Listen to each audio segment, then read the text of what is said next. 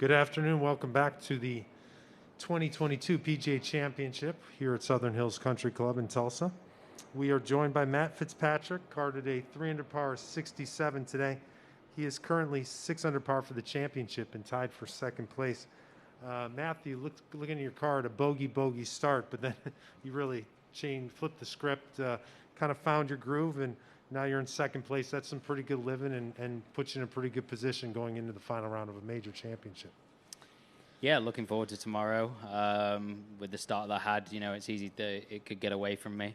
I was just really proud of the way that I battled back and didn't really let it faze me. So it's obviously a very good round in the end. And like I say, looking forward to tomorrow. All right, let's go across. Number 4, Daniel, please. Your world ranking has sort of oscillated between 18 and 35 for the past 5 years, but you're talking about how you feel like you're a much more complete player now. What gives you that belief? Just everything I did in the off season, really, and also sort of the results, obviously, to start the season. My driving was already a good strength last year. My putting, touch wood's always been a strength of mine, and we made changes with my short game and my irons in the winter, and so far I feel like they've paid off. So I think the big thing for me is, like, my results have showed that, but I just feel it in my game as well. Like, I feel like I can hit the shots that I want to see, and so far, it's been a good year. Let's go to Alex on 1. Smile a little, Matt. Yeah, come on. Okay, so where you are now, most likely in the last group, how do you take that? Because it's been kind of documented how your major successes have not been. And how do you take that, and how do you take that differently from the first 3 days? I'm just looking forward to it. I've spoke about it with my coaches in length about my major record, and I've always just said to them, I just want to give myself a chance, because I back myself at the end of the day.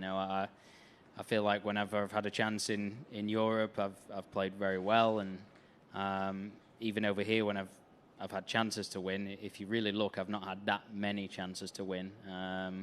But when I have, I've played well. I've not lost it. So, I'm more just looking forward to it more than anything. It's a chance to win, and just want to, I'll happily go tee off now if we can. Let's go to Rex on 7. Matt, I think you said yesterday you talked to your dad and he asked you about the course and you weren't a fan of it. What is it about the course that you didn't like, and when did you realize that, this might be for me? I mean, I think Thursday with the weather and the heat, don't get me wrong, it was hot Monday, Tuesday, Wednesday here, but for whatever reason, I felt like it probably dried out more. Greens became a bit firmer, fairways became much firmer, ball was going a long way.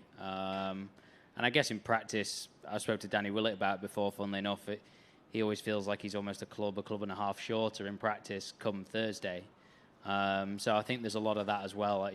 I've hit, I think about a few of the holes, I want to say number 7 in practice, we were hitting like 5 irons in.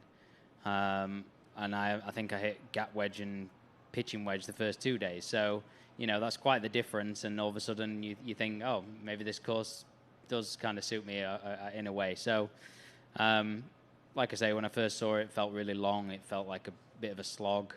But then obviously the weather kind of helped that. And I felt like even today it's still a little pretty firm on the fairways. So.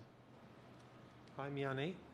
Yeah, Matt, how much has your work with Sasha McKenzie and just in general getting stronger and adding distance, has that transformed your game? Do you feel like a different player as a result? Yeah, a bit of both. My trainer, Matt Roberts, and we've done we had a really good off season this year and had a really good end to last year in the gym. So we did really well there, and I was really pleased with that progress that we made. And then also Sasha, I used his product called the Stack, which is like speed training basically, and that's been a big difference. That's made a massive difference in my driving, just in terms of swing speed, ball speed, and just general control of the club. That was always his sort of advice, was that it's not going to change like my real long ones. It's just going to make my baseline, it's just going to move my baseline up. So from, whatever it was to 5 5 miles an hour faster or whatever the number is. So, yeah, he's definitely been really important in helping me improve. Specific about the miles per hour ball speed? I think, I don't know, like I said the other day, I've not looked at the radar stuff this week, but he sent me a bunch of screenshots before where I've been at tournaments and getting 180 ball speed. So I would say regularly out on course, I'm taking a guess here at like 177. And then maybe sort of before that, I was delighted with 170. So, yeah. Did you put on weight also? No. We have a couple on number 3. Yeah, Matt, let's see. What will you do between now and your tee time tomorrow, and how, if at all, will that differ from if you were, say, tied 40th? Nothing, really. Nothing different, just keep the routine the same. I'm sharing a house with Thomas Peters this week, which has been fun. First time we've done that, so we've had a bit of a laugh this week. But, yeah, I'll probably go and just clip a few now with my coach, and then...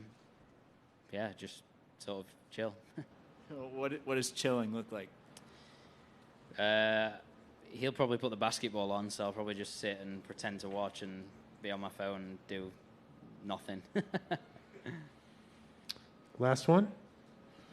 Matt, what specifically is it about the left-hand low, cross-handed chipping that helps? How does it influence your technique, and what do you like about it? I had a tendency to sort of drive the handle, and then the ball would fall off the face. Whereas with this, if I did that, I'd just shank it. So, it forces me to sort of throw the head in. And I just feel like it's just much more consistent in strike, flight, and spin. So, Matthew, thanks so much for your time. Rest up and back at it tomorrow. Thank you. Thank you.